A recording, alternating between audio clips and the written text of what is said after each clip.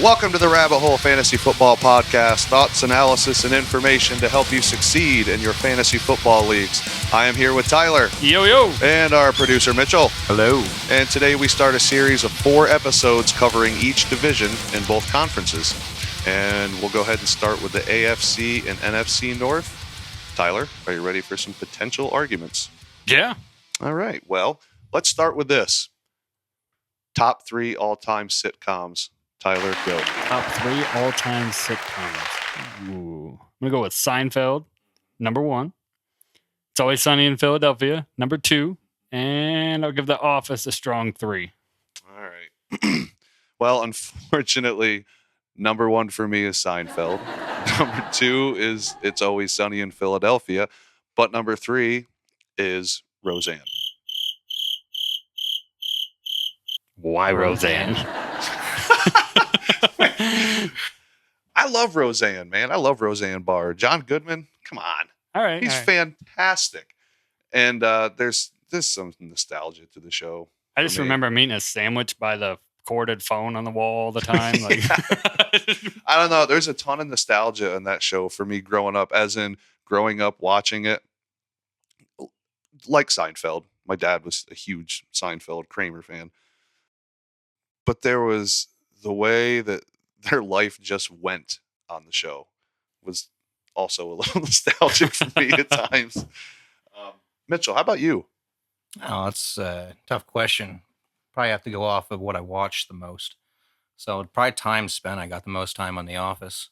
That's 1. Yeah, that's going to be 1 for me. And then probably That 70s Show. Okay. And I got to mention out Home Improvement, man. Okay. Tim the Toolman Taylor. All right, cool. That's awesome. Yeah, we'll have to do that stuff more. Next time we'll do movies, and then I'll really argue with Ty. So, all right then. Tyler, let's start with your boys. Yeah. Pittsburgh Steelers. Tell you what, they got a hell of a defense. I'd get them. Just the defense. That's it. Arthur Smith calling plays.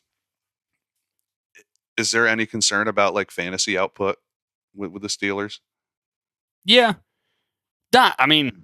I think in the running back position, you're hopeful that the output goes up. And I think that's the offense that the Steelers want to run. I'm assuming Wilson is a starter week 1. But I think they want him to be a game manager. They're not bringing in Wilson to put the team on his back or anything like that. I mean, they want him to manage the game. They want to have a strong running game. I think I like Najee and Jalen a lot this year. I'm a little worried beyond George Pickens and Pat Freiermuth. Me too. We were talking the other day, and I made the argument that I'm pretty high on George Pickens this year. I think George Pickens could actually be what Tyler Lockett was to Russell Wilson in Seattle. Does that make sense? Yeah, or A.J. Brown when Arthur Smith was in Tennessee. Like that 1A receiver. Sure. It's going to have to work a lot better than how. But you're talking more the deep ball with Pickens. Yeah. Okay, I got you. Yep. We were talking about the quarterbacks too. Wilson and Fields. Man, this is essentially what I said to you the other day. There is not a team in the NFL, I feel like, outside of the Steelers, that was like what I'd call like a perfect landing spot for these two. One thing that Pittsburgh always has done, is they stand behind their guys. Right? Would you agree with that? Yeah. Do you think that Russell Wilson in Denver felt like Denver was standing behind him? No, not at all. Do you feel like Justin Fields felt like Chicago last year was standing behind him? No. I feel like it's a weird situation. I don't know what's going to happen other than obviously Wilson's going to start from that point. I don't know. But at least these two guys are on a team in a franchise that stands behind their guys. Who do you think starts week 1? You think Wilson gets a start? Yeah. It's Wilson. I don't know how much he's got left, and I still am not totally sure what Justin Fields is as a passer. Is that fair? Yeah, I think there has to be some improvements on how he processes things. That being said, for the Steelers and Wilson and Fields, I think this is a pretty good situation for this year. My problem is beyond this.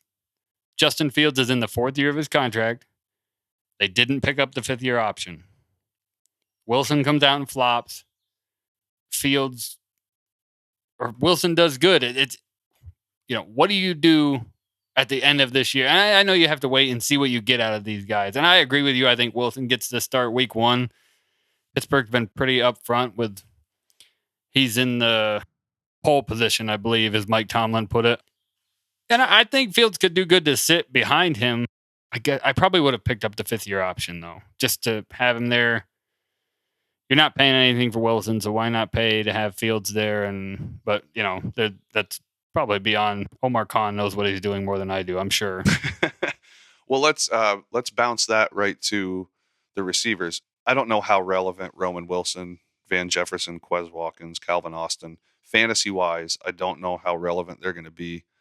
When you're looking at George Pickens, are you looking at him as like a solid wide receiver too for your fantasy team? Or do you look at him because of Arthur Smith being there and the way that they call plays?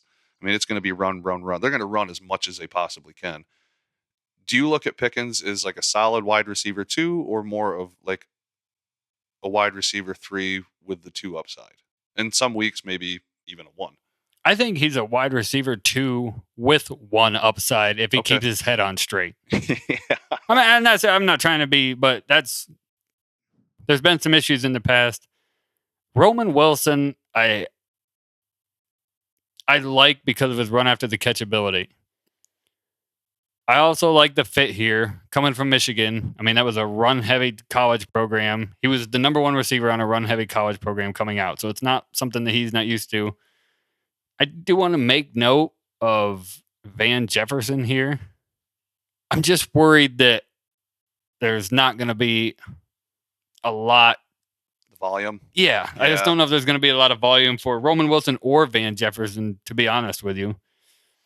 I would even make a case that Darnell Washington is maybe somebody that you're looking at over Van Jefferson and Russell Wilson. I see a lot of 2 tight end sets, play action coming out of that.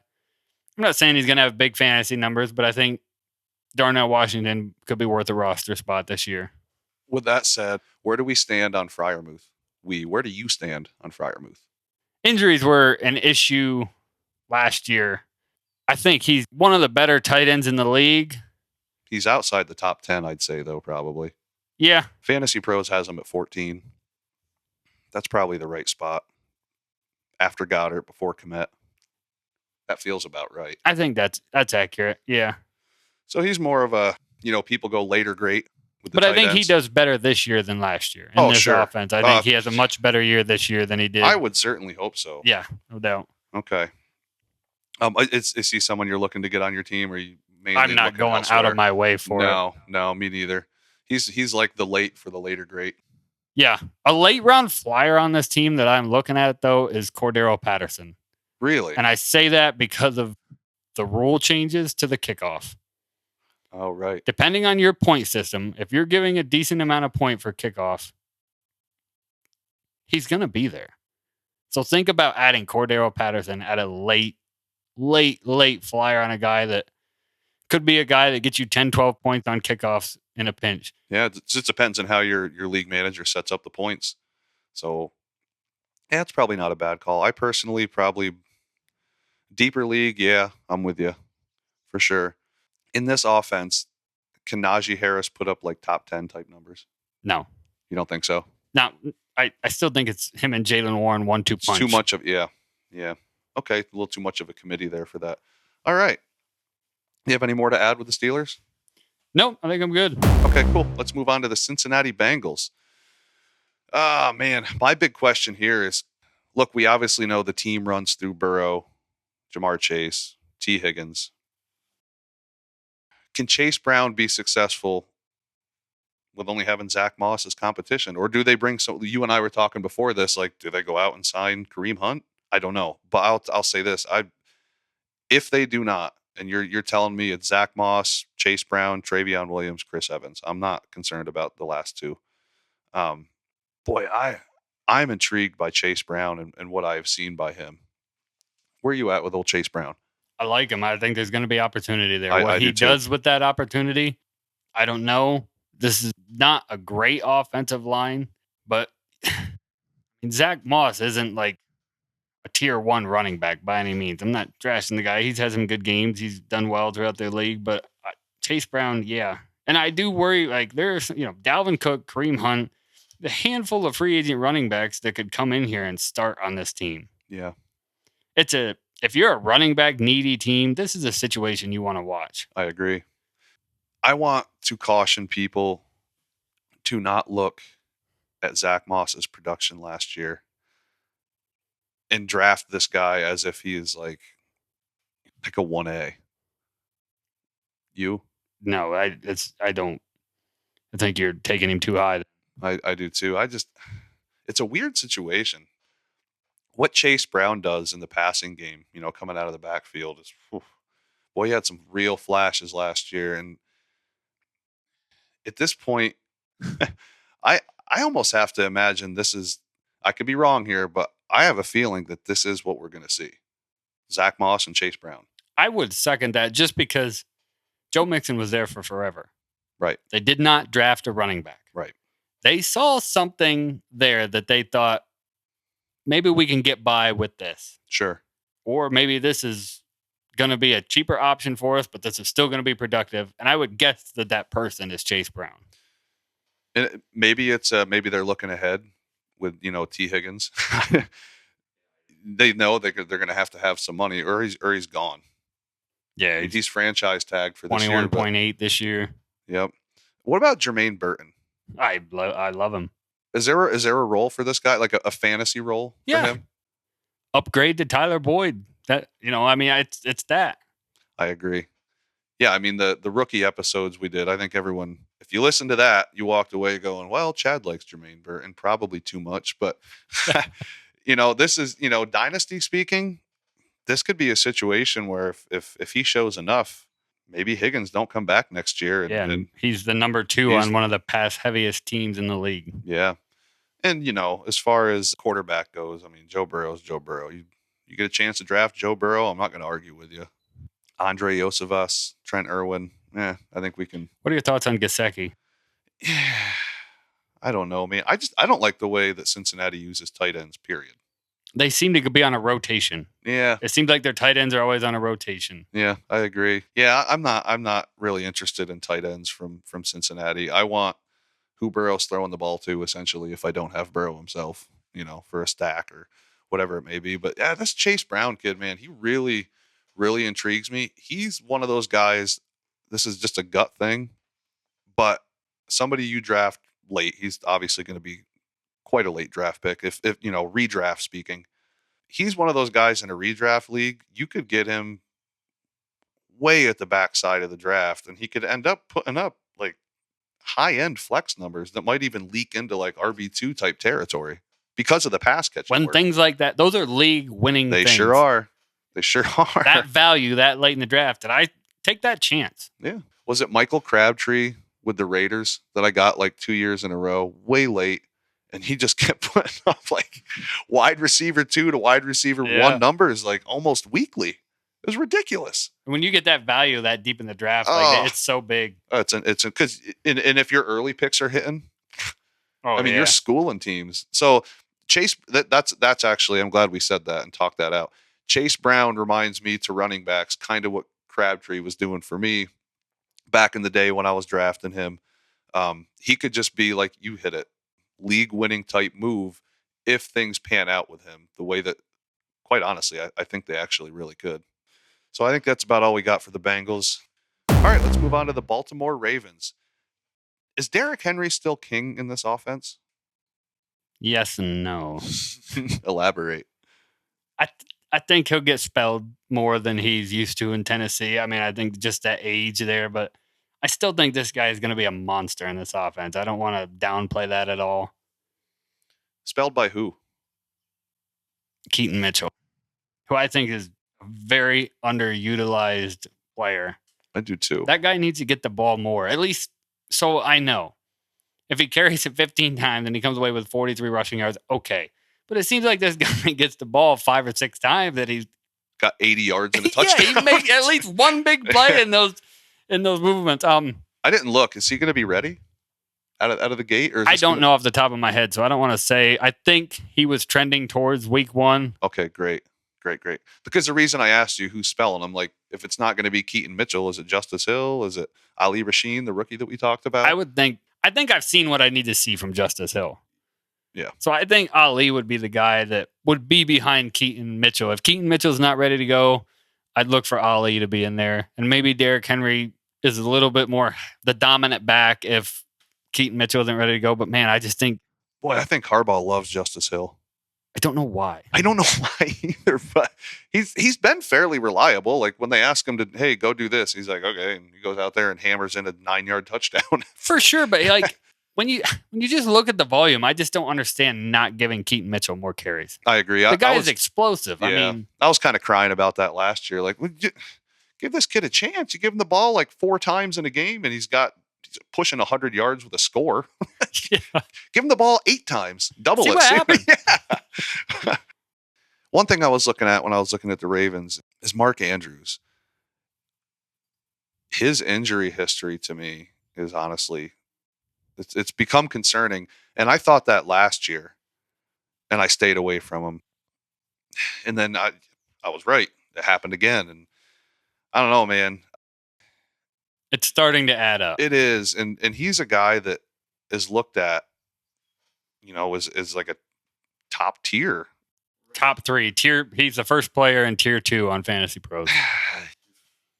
I mean, I guess when I'm looking at everything else behind it, I'm still taking Kelsey over Mark Andrews. I'm sorry. Yeah.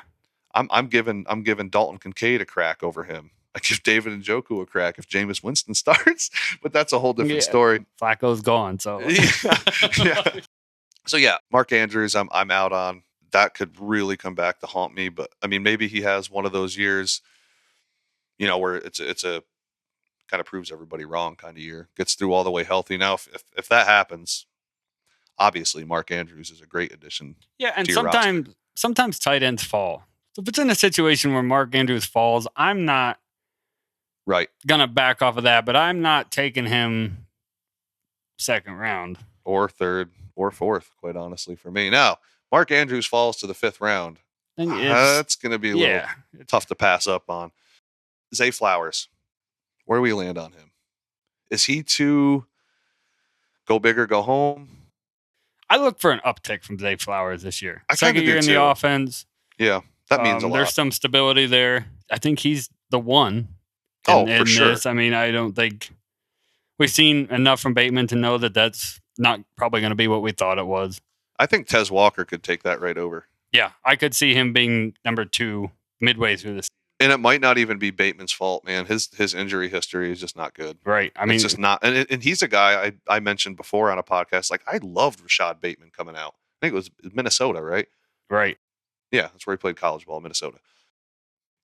I was kind of all in on him as a rookie. Like, man, I really like what I'm seeing, but the production hasn't really had. I should say the lack of production hasn't really had so much to do with his play. It's been injury. Right. So, and this is still a run-heavy team. So the reason I'm drawing a line between Bateman and Walker is because I see 2 wide receivers and a tight end as your pass catchers. I don't see them being a team that can support a 3rd wide receiver that's going to be fantasy relevant. With that said, how high is your interest in someone like Isaiah Likely? Very high. A dynasty especially. I have him. The dynasty draft that we just did, I took him late. Got Isaiah Likely. If Andrews gets hurt, he has proven over the last 2 years that there is not much of a drop-off there. Yeah. And I'm not saying he's the all-around player that Andrews is as far as like a blocking tight end and fitting on the field, helping with the run game. But as far as a pass catcher, he's right there. Lamar Jackson in the Todd Monken offense. This is going to sound weird, but I kind of avoided Lamar Jackson for a couple of years there. Just wasn't real sure. It's just a little spotty, if that makes sense. Zay Flowers year 2, you bring in Derrick Henry. They're going to want to load the box sometimes. I actually think this might be the best year to have Lamar Jackson on your fantasy team. Yeah, it's hard. That 2019 MVP season was pretty crazy. Yeah. Last year's MVP season, I think, was I don't agree with him getting the MVP last year. I don't either. That being said, I see what you're saying there. If you're going to load the box against Lamar Jackson, you can say what you want about that guy. He is still one of the most electrifying players in this league. And I think he's become a good enough passer. He has gotten better at passing almost every year, other than maybe last year where it kind of evened out. You're not going to load the box against that team and be successful. You're going to have to find other ways to stop the run, or I think they'll make you pay in the passing game. And that what you just said right there bodes really, really well for Derrick Henry. They can't really stack the box. Right. They can't. So, I mean, and you're talking about a guy who can run through a stacked box. So now you're counting on, you're hoping your linebackers snag him up before he gets through that. Oh, yeah. And I go, yeah, absolutely what you're saying. I mean, Derrick Henry has never played with a quarterback with the talent level that Lamar Jackson. Like in Tennessee, the entire time, nobody was afraid to put 7-8 guys right down in that box and say, like, okay, you're not going to run us over with Derrick Henry. And he still did. Right. But I don't know. I'm quite high on Derrick Henry this year, as long as he stays healthy. And he's had a ton of work, but man, he's just built different from everybody. Yeah, and when I say with Keaton Mitchell, I want him to get some work. I want him to get that 8 to 10 carry of the game. I still fully suspect Henry to be getting 15 to 25 touches. Yeah. 15 to 20. 25 is a lot, but there's going to be games where that still a run-heavy offense. At the end of the day, it sure is. All right, cool, man. Let's move on to the Cleveland Browns. Start Jameis. Please. I feel like you and I are like the only two people that would prefer they just start Jameis. Because then, Njoku will be good. I don't know, man. I'm not real big on owning Browns players. I don't like what I've seen out of Deshaun Watson. I don't know. Maybe I should. I don't care much for Amari Cooper. You know how I feel about Jerry Jeudy, and it's not good. Amari Cooper? Yeah. Give me Amari Cooper. You can have him. You can have Amari Cooper. Look at last year. Yeah. Look at the quarterbacks that guy played with and still produced. Still produced. Yeah, everybody but Watson. Ugh. He's going to find a way. He'll find a way. He gets open. Okay. The man does get open. It's not really Amari Cooper. It's where he's at. I don't like this Browns team for fantasy output. And people can point to all they want last year. Last year was weird. That was just bizarre. Like Joe Flacco out there doing stuff. And you know where I think it falls on? I think it might just fall on Deshaun Watson. Feels like he's not Deshaun Watson anymore.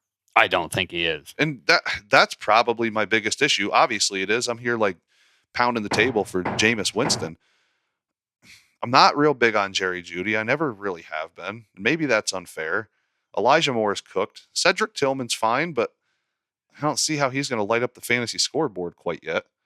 All right. So Fantasy Pros has Amari Cooper ranked as a 38th wide receiver. Okay. He'll be higher than that by the end of the year. He'll be a top 25 wide receiver. One way or another, Amari Cooper is going to be a top 25 wide receiver, especially with Jameis as the backup. We're looking at dynasty here. Yeah, these are dynasty rankings. And I get that with his age. He is 30. I don't see the drop-off yet for Amari Cooper. Jerry Jeudy, I have less interest in, but I'm going to give him a little bit of the benefit of the doubt just because of the route runner that when Jerry Jeudy is a player like Rashad Bateman for you, when he came into the league, I thought he was going to be fantastic. I did too. And that Denver situation was just atrocious. So now he's in an atrocious situation again, though. Not as bad. There's a sprinkle of optimism there for Jerry Jeudy. Okay. I'll give you that. Okay. What about let's go running back. So people that I've talked to in the fantasy world, a lot of them are like, wow, Jerome Ford, he's just going to step right in there. I don't think that's the case, man. That opportunity was already given to Jerome Ford. He did good. It was not great. It was not exceptional by any means. It was average. Right. And Nick Chubb, we're looking, mid-season? That seems to be the consensus that everybody's saying is that by the middle of the season, they're hoping he's ready to go. I mean, it's a nasty injury. Yeah, so this is going to sound crazy. You know what my favorite thing to do with this whole squad would be in a in a redraft. Avoid it. Avoid it unless Nick Chubb falls to me really late. That would be my favorite move to do with this whole deal. Because like Njoku, I would love, but if Jameis Winston's in there, I'd love it. I think the biggest problem is just Deshaun Watson. Like I think he has lost it, in my opinion. I don't like what I've seen at all. I don't know if he's in his own head or thinks everyone hates him. Or They do. Yeah, well, fair enough. I fully believe in my heart that Jameis Winston could run this offense better than Deshaun Watson. The Deshaun Watson that we seen last year. Now, if he can find himself and become that player that he once was, then everything I say I'd throw out the window. Me too. Yeah. But right now, from what I saw last year, even when he was healthy, it wasn't good. It was not good at all. No. Like it was actually really bad. It's like he was who was it that said he was seeing ghosts on the field? Who was that? Was it Darnold? But Darnold was seeing it's like he's seeing ghosts. Like what is he doing? I don't know. It was not good. And I'm a little bit of a Jameis believer. I'm going to start with that. Like Me too. I pounded the table for Jameis for quite some time. I thought the whole New Orleans thing was kind of a joke. If I get it, the Browns are in a terrible money situation with Watson. They did that to themselves. But man, looking at this, I want Jameis to run this team. I do too. I don't care if he throws 33 touchdowns and 33 interceptions. If Jameis runs a team, I'm drafting Amari Cooper. I'll take back everything I said. I just think this falls on Deshaun Watson. It does. And you're talking, and everybody wants to bash Jameis Winston, and they had all those interceptions. This guy threw for 5,000 yards. There is literally less than like 15 quarterbacks who have ever done that. It was actually. I don't care if they win or lose. I want them to lose. But throw for 5,000 yards to these receivers so we can have some more fantasy relevant guys. Seriously. He catches a lot of real life football hate for that. All those interceptions. And I understand that, but we're talking fantasy football here. And if you're going to toss 5,000 yards, you can throw 45 picks and I don't care. Yeah. I don't, because all those guys are benefiting off those 5,000 yards. Because if he's throwing 5,000 yards and you got Amari Cooper, you're sitting there eating W's just like Jameis. All day long. All right, that's our AFC North coverage. Let's move on to the NFC North. Chicago Bears. My main question here is, does Caleb Williams give enough hope that this team is more fantasy relevant as a whole, as opposed to how it's been in, how things have been in the past with the Bears? We all know how that's been. What do you feel about that? Yeah. Now I'm going to come right out and say this, and this has to do with Justin Fields' rushing ability, not the quarterback himself. I think Caleb Williams is the better quarterback. That being said, I'm not saying Caleb Williams is going to put up as good a numbers as Justin Fields. I think maybe as good a numbers. I don't think he's going to blow Fields out of the water just because of what Fields did with his legs year one. But what I do think Caleb Williams definitely does is adds to the rest of this Bears offense. Yeah, I agree. I actually think he could. I think he could blow Fields out of the water, man. I just see too much, and you put this around him, and the O-line is average, which is fine. Average, maybe a little above average. They're getting better. The defense, that's a good defense. People can say whatever they want. The Bears have a good defense. Problem is their offense was just putting them on the field over and over and over and over, and that's going to make a good defense look bad. Caleb Williams, in my opinion, is from what I've seen, is 10 times the quarterback that Justin Fields is. I agree.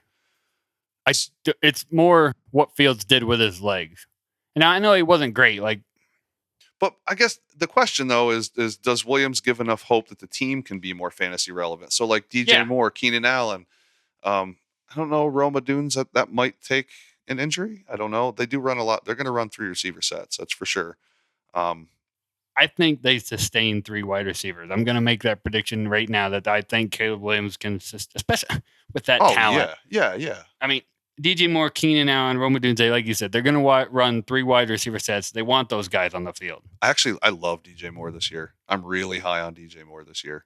Yeah. I haven't been in the past just because of his situations have been horrible. I don't have a problem with any of these wide receivers. even where they're being drafted. Like I even a Dunze. I mean, that's a high capital pick. Yeah. They're going to use this guy. You have to. And Keenan Allen, he's Keenan Allen. He's still good. He's still really, really good. And DJ Moore, I think, has his best NFL season this year. I think he does too. I want DJ Moore bad, like in the worst way, and on as many teams as I can get him on. Yeah, I tell you what, I think Cole Kmet this year too. Like I don't want to sound like the guy that's like losing it because Caleb Williams is drafted the Bears. They're going to be like a world beater and be in the Super Bowl. That's not what I'm saying. I get excited when the Bears have not been a team that just have consistent fantasy output going on. No. Right. So now we get like all these guys that just give fantasy a boost or at least it feels like it does. I mean, the proof's going to be in the pudding, week 8, 9, we're really going to know if we made some mistakes here with our mouths. I'm in on this, man. DJ Moore, I'd love to have him. I really love to have him. I'd take Keenan Allen. If a Dunze falls on my lap, fine. Cole Kmet, no problem.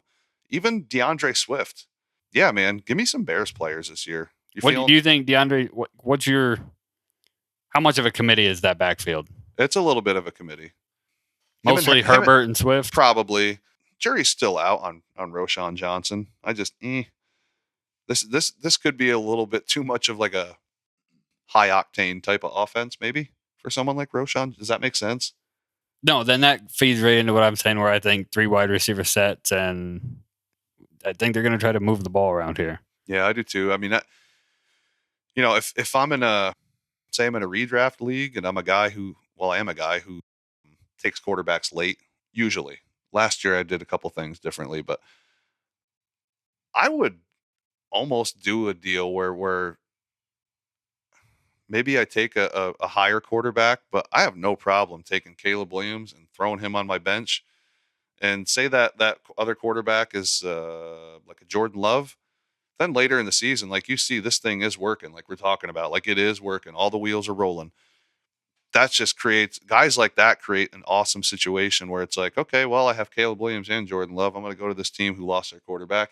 Now you can roll with Caleb Williams, trade Jordan Love, and get what it is that you need. I think Caleb Williams is going to go high in drafts. That would be stupid. I just think I'm not ready to do that yet. In a dynasty league startup, absolutely, no problem. All in. In a redraft league, I just think he's going to go high in redraft leagues too. I do. I don't know that I would do that. Mid to late, I'd start to consider. More leaning late. Yeah, DJ Moore feeling good. I'm going to call it out right now. I think DJ Moore could, if all things go right, DJ Moore, I believe, could be like a top 6 wide receiver. Is that too high for you? I'll go top 10. Top 10? Yep. All right. Let's move on to the Green Bay Packers. The Jordan Love thing is real, I think, don't you? Yeah. I was real concerned at the beginning of the year, man. I was like, I don't know if this is going to work. He got it together. It wasn't looking that way, though. It didn't look that way for Aaron Rodgers. It's like the Packers formula. Like, well, come sit behind this guy for 4 or 5 years and get in there. Yeah, fair enough. 3 years, whatever it was. Who's the number 1 receiver on this team? I think you could make an argument for Jaden Reed. Oof, I disagree. Who do you got? I think it's Dobbs. Romeo Dobbs? Well, first of all, Christian Watson, apparently they've found all this, this breaking news on his hamstrings. If that's true, and Christian Watson can do, geez, man, his rookie year, I really thought like, oh boy, they found something in him. If he can be that guy, it's Christian Watson. Now let's assume the hamstring injuries just keep doing what the hamstring injuries do. I think it's Dobbs. Really? I do. No. Okay, tell me why. Yes, tell me why. I think this is an open. This is tough. I think Wicks has to be thrown in this mix. Sure. This is a hard one. I was going over this the other night, and I just thought, man, like, who's the one? And it's tough because I put a lot of stock into how seasons end. And Jaden Reed ended very strongly last year, but so did Wicks. Yeah, he did. He sure did. Dobbs was a little spotty. Watson was like nowhere to be found, but of course that's because his hamstrings were doing their hamstring things. But I'm gonna Actually, I agree with you on the Christian Watson. If Christian Watson doesn't live up to his potential, I'll say that Jaden Reed and Dontavian Wicks are going to have a better year than Romeo Doubs. Oh, come on now. You're just throwing Dobbs right in the toilet, just like that. He's fine, but he's not. He's a reliable dude, man. He is. He catches everything. That's going to bode really well for him between the coach and the quarterback. Don't you think? I'm sticking with it. All right, man. Well, if you ride with me, you're thinking Dobbs over Reed. If you're riding with Ty, you're thinking Reed over Dobbs. That's fair. How about, don't forget Wicks over Dobbs too. That might be a stretch. No, I'm sticking with it. I'm sticking with Wicks. Oh, well, stretch Armstrong over there. Yeah. Tone it down a notch. How about Musgrave versus Kraft? Both around 40 targets, both around 350 yards. Musgrave was hurt for a portion of those games, to be fair. But it's Musgrave that you want. If you want a Packers tight end, it's Musgrave, right? Not Kraft. Yeah, I want Musgrave. Yeah, me too. Josh Jacobs. Yeah. Where are you on that? I don't know. This is a mess to me. It kind of is. Like breaking down these positions and who's going to do what was kind of tough. For this team, for sure. Yeah. Like, we don't agree on the wide receivers at all. I'm not high on A.J. Dillon by any means. Me neither. So I think that Josh Jacobs gets the benefit of the doubt going in. And I mean, it's weird. Yes, he 100% will get the benefit. But it's like of the a doubt. gut feeling, isn't it? Like it's just something that's like doesn't feel. I'm not feeling it. Yeah. At all. Like honestly, this Packers thing is so tough to figure out. It's almost like I want Jordan Love or I don't want any of them. Packers are another team who do they were spreading stuff out at the end of the year last year. I mean, And I want to be fair to you real quick. I don't want to forget. I really like Jaden Reed. It's just the surplus of guys. Like you got to pick one. Yeah, you do. Pick one that you think is going to be that dude. And last year I picked Christian Watson. Oof, I got me nowhere. Yeah. Boy, he seems like the real deal when he's healthy. Boy, does he seem good. Like really good. But I honestly, man, I don't want much to do with Josh Jacobs or any of the running backs. The receivers are so damn confusing to me. I don't know if I want any of them either. I can't help but be intrigued by Marshawn Lloyd. And redraft though, Yeah, he's got to fall. But because we just came off the NFL draft analysis, he was probably the most frustrating player to watch tape on in the whole thing because he would just it was like he was going for every run. And man, sometimes he would just do some spectacular stuff. And then other times he would just fumble. He has a fumbling problem. Are they still going to use Dylan? A little bit. Yeah. Yeah. Goal line work. Sure. Does Marshawn Lloyd get much playing time this year? I don't think so. No? Okay. I mean, well, it's going to depend. We'll see what happens with the Jacobs and Dylan 1-2 punch. But yeah, to me, man, it's Jordan Love or none of them. Now I'll take a dart throw on a guy later, but I'm not going to assume that like he's going to be my flex every week or my receiver 2 every week or it's too much, man. Well, and circling back to that though, like where Jaden Reed and Dontavian Wicks are going in drafts, like I just think you're going to make out. Sure. They're falling pretty late then. Yeah. That's fine. I mean, we've only done 2 to this point. Sure. But I mean, I've done 2. We did 1 together there, but I mean, they're falling. I think they're going to perform to where they're falling at as of right now. Okay. Talking dynasty, I'm going to jump on your side. I want Jaden Reed over all these guys. Talking this year. You heard it here first, folks. But if we're talking redraft, I probably lean Watson Dobbs a little more. Yeah. And I think redraft, I don't think that's Watson, like a crazy thing. Right? In a redraft, Watson is the guy that I want to take the chance on. Sure. Because of that high end potential there. Jaden Reed's still my 2 in redrafts. I do like Jaden Reed. I don't know if I like him as much as you do. I'm sticking to in redraft though. Really, the guy I want more than anyone's Jordan Love. If I even get my hands on Jordan Love, no problem with Jordan Love. I might just stay away from the Packers. I don't know. I'll take Jordan Love in Dynasty. Okay, Redraft Dynasty. I'll take Jordan Love. Fair enough.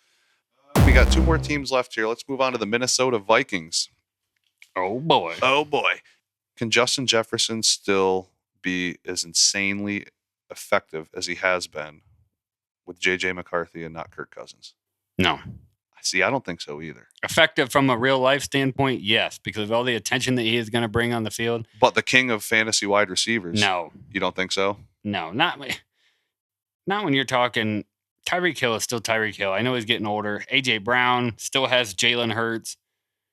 Jamar Chase, if Joe Burrow is there the whole year and stays healthy, I mean, I don't know. Amon-Ra St. Brown. Amon-Ra St. Brown. Yeah. So no. I mean, I'm not talking anything crazy like taking Justin Jefferson out of the top 10 or anything like that. But I don't. There's a drop there this year. And I like J.J. McCarthy.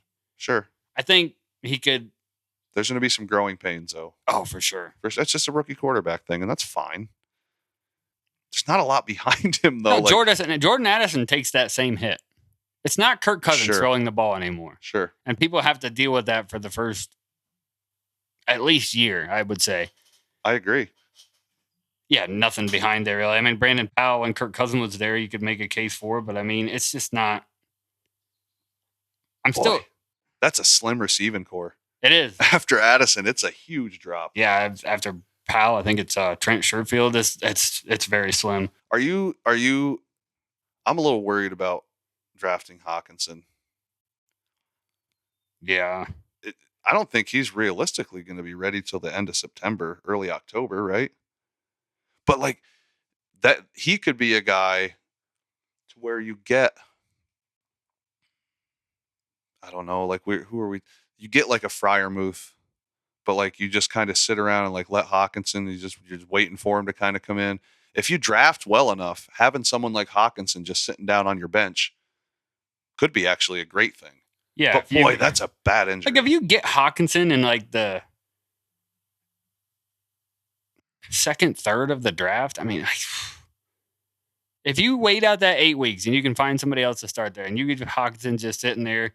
And you got a team that's competing at that point, that could be one hell of a boost. I agree. But that injury does. That's a bad one. There's some concern there. That's a tough injury. Running backs, Aaron Jones and Ty Chandler. I'm telling you right now, I think Ty Chandler could be one of the biggest sleepers this year. Aaron Jones' injury history, he's not a spring chicken at all. I like Ty Chandler. What do you think about Ty Chandler? Or this whole running back situation in general? Like, where are you at with that?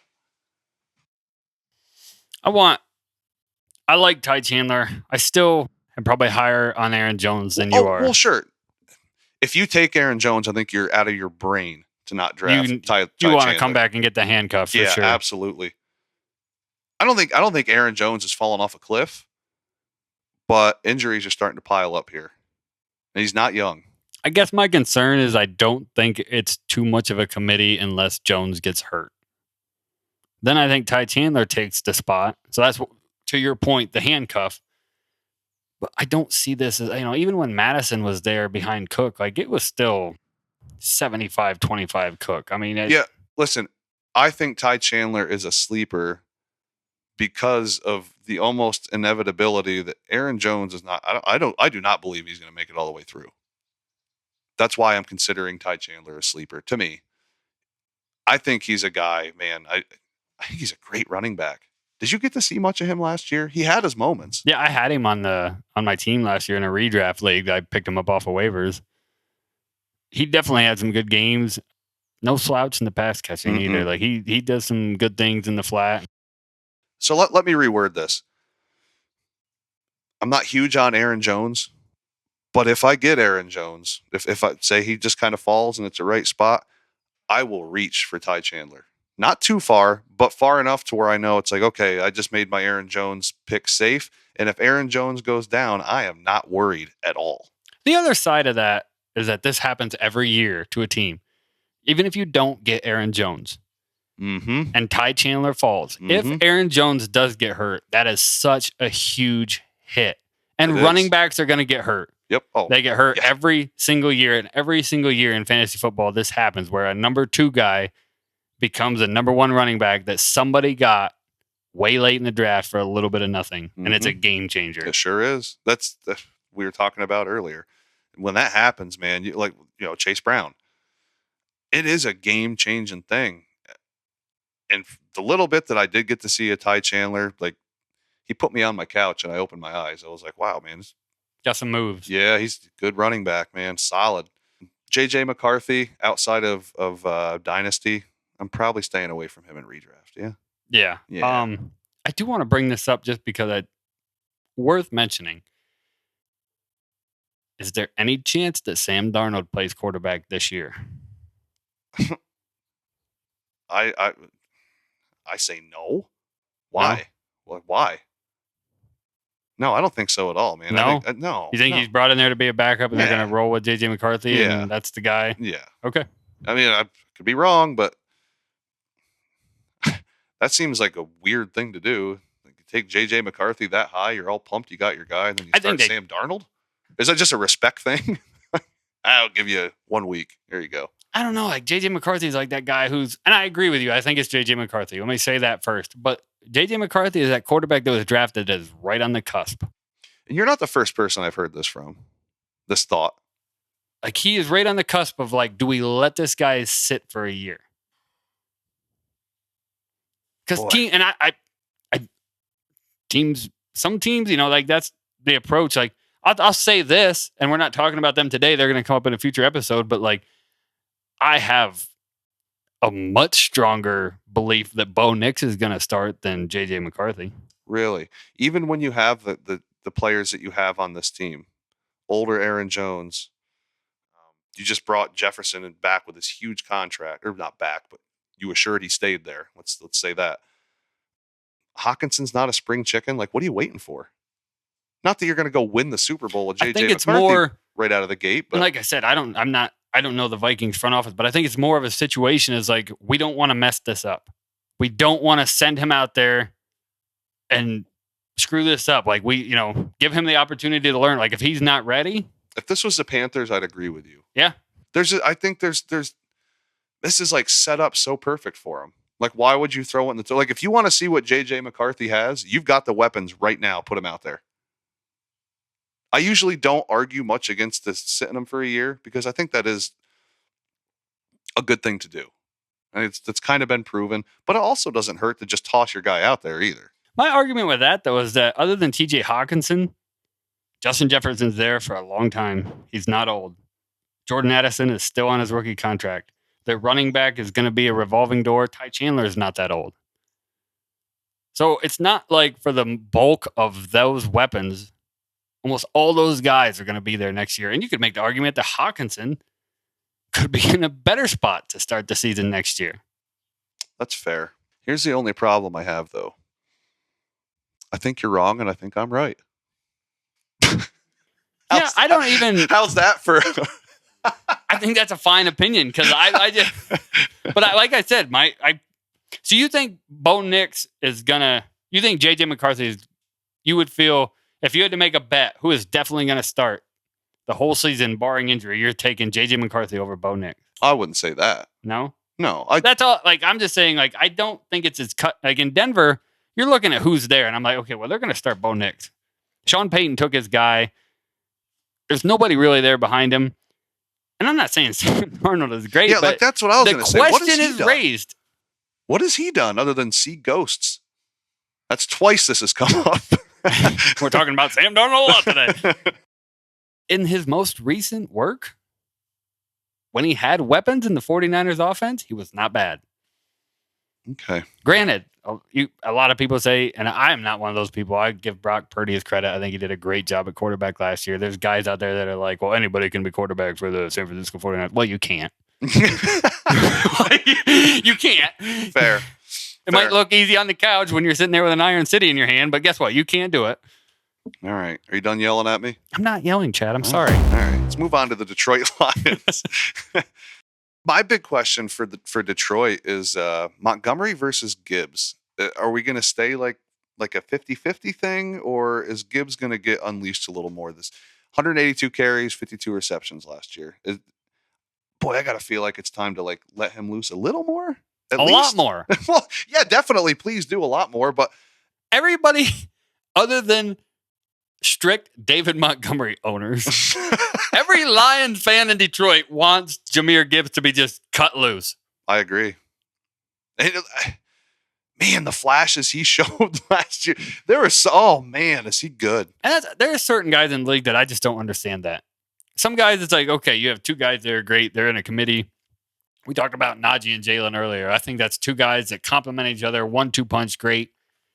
David Montgomery is a good player, but I just think Jahmyr Gibbs has too much talent to take off the field. Yeah, I want him really bad this year. And redraft setups, I really want Jahmyr Gibbs. I just think he's a freakish talent. I like a lot of these guys. Yeah. St. Brown is obviously St. Brown is St. Brown. He is unreal. Laporta, great. Yeah. All right. So here's a question, because that stuff's pretty obvious. Laporta is great. He proved that right out of the gate as a rookie. I don't think that goes the other way. St. Brown is, I mean, even if he only just does what he did last year, still pretty damn good. That's amazing. Incredible. Does Jameson Williams step forward? I sure hope so. Well, I know you do. You got I have a lot of stock in Jameson Williams. Yeah, I really hope so. And I such a rocky start with the suspension, and then he had some injuries, and then it was injury and then it was suspension, correct? Yeah, last year was a 6-game suspension that got reduced to 4, I believe. But then he wasn't. The worry for me with Jameson Williams is how little he was on the field. Yeah.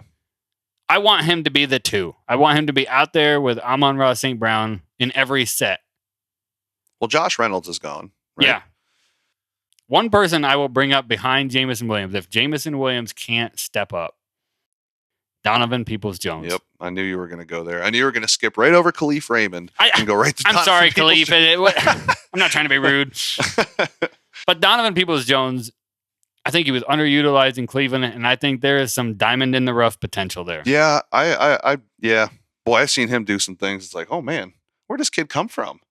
Contested catch. Yeah. Give me Donovan Peoples-Jones downfield. Yeah. You're probably right. I mean, if it's not Williams, it's not Khalif Raymond. I'm sorry. It's not. And I think this is DPJ. So I skipped over Khalif Raymond because I think this is a team, the way their offense is set up, where you have 2 wide receivers that, because I don't think it's who else was there? It was Josh Reynolds, and then Khalif Raymond was there last year, right? Yeah. Yep. I think somebody emerges, whether it's Donovan Peoples-Jones or Jameson Williams, and I think 2 wide receivers are very fantasy relevant. Sam Laporta is obviously fantasy relevant, and the running back. And honestly, the way that I do, like, Jared Goff is a quarterback that's going to fall in like every draft, and he's going to put up numbers. And he's fine. Yep. He's fine. Yeah. You could draft a great team and then just grab Jared Goff and throw him in there. You could do great. You will do great. Yeah, I like Jared Goff, man. I always have a little soft spot there. I'll say this. If Jameson Williams, if it don't work this year, like, that's it, right? That's it. I'll be fully honest with you. Like, the dynasty leagues that I have Jameson Williams in, if I don't see something by like week 4 or 5, I'm trying to unload. Like, and I'm not. It's just I've had him on my teams for 2 years on some, and I mean, it just hasn't been. Yeah. And I've been. Anybody who's been in a fantasy league with me knows that I'm like waiting for this Jameson Williams things to happen, and it just hasn't. Yeah. And I want it to so bad. Like, I've waited for some players, like man. Had that Kyron Williams thing figured out. I was a year late, but I was a year early, but I had it figured out. Yeah, it's tough. We'll see. We'll see what happens. But he's worth a later stash, I'd say, correct? Yeah, and redraft for sure. Yeah, I agree. All right, cool. Hey, everybody. Thanks for hopping back on with us now that we're done with all this rookie stuff and really digging into what we think is going to go on this year and how these guys are going to do. I hope we're right on more than we're wrong, but we can't be perfect. So come back with us next time, and we will start our coverage of the AFC and NFC East. Thanks, everybody. See ya.